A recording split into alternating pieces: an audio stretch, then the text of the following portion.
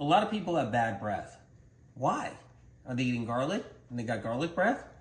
Maybe some people are. Maybe some people aren't. Most people really just got bad breath because something's going sour inside their gut. So I'm going to move these ice creams over here. So what happens is when you're eating food and your food's not digesting good, it rots. You get gut rot. People walk around with gut rot all day long. Everybody's fine. They're doing good. They got gut rot though, and they don't know it. It's food that's not breaking down, assimilating, and absorbing properly. It's not being utilized properly, and that's what happens. So the food starts to decay. It starts to rot. It starts to corrode. That's what happens to food. It goes rancid and it putrefies. And so over time, we have a buildup of all that rancid food inside of us because it's not breaking down properly. One of the reasons why it doesn't break properly down is because everybody's HCl is low, so their hydrochloric acid's not strong enough to break down all that protein. And their liver's not strong enough either. So that's a whole other problem with their liver. Their bile reserves aren't strong enough to break down all the fat. So the food just starts sitting in their gut. So one thing you have to know is, if you had a burger, a cheeseburger, right? And then you had an ice cream as a treat afterwards, everything starts to ferment, putrefy, and rot inside the gut. Not all of it, but a part of it, and it builds up.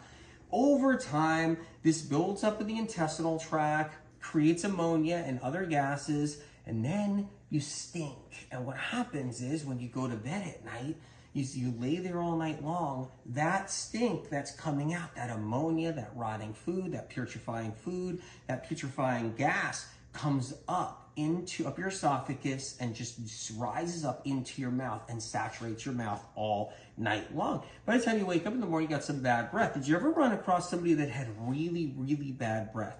Like it smelled like somebody died, or it smelled like something like a mouse died, or something like a dead skunk. Whatever it is, it wasn't a pack of cigarettes they were smoking. It wasn't the vaping they were doing. It wasn't anything like that. And it wasn't garlic they were eating. It was just, you knew it, they had bad breath. That is rotting animal flesh inside their intestinal tract.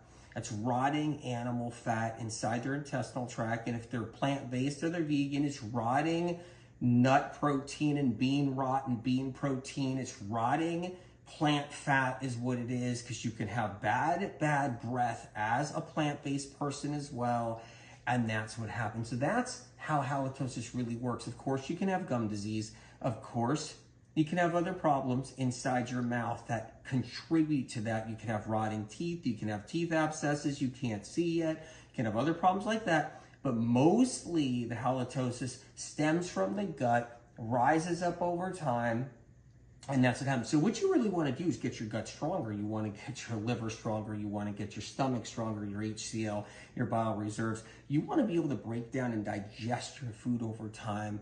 And you want to eat better. You eat better, it really helps even more. So anyway, this is just some of the reasons why we have halitosis.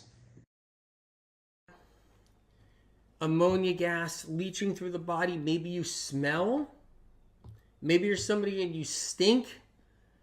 So you just got smell coming out of your pits, and you got smell coming off of you, and somebody in your family or somebody, your friend, is just like, man, you smell?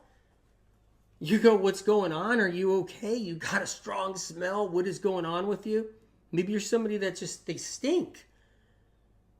That's another thing too. It's from getting toxic and getting the liver toxic and everything being all hung up and stuck and sluggish, stagnant.